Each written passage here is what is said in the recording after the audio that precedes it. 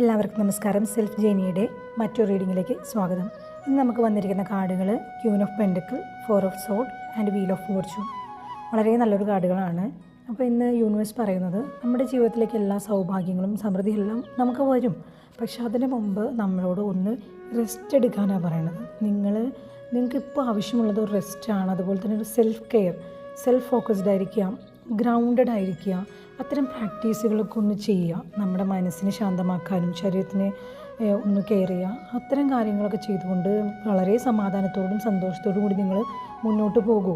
എല്ലാ സൗഭാഗ്യങ്ങളും വരും. ഇവിടെ വീൽ ഓഫ് ഫോർച്യൂണാണ് വന്നിരിക്കുന്നത്. വീൽ ഓഫ് ഫോർച്യൂൺ എന്ന് പറയുന്നത് ഭാഗ്യനിർഭാഗ്യങ്ങൾ ഇങ്ങനെ ചക്രം പോലെ വന്നുകൊണ്ടിരിക്കുന്ന പറയണം. പക്ഷേ ഇവിടുത്തെ കാർഡുകൾ പ്രകാരം നിങ്ങൾക്ക് ഭാഗ്യം തന്നെയാണ് വരാൻ പോകുന്നത്.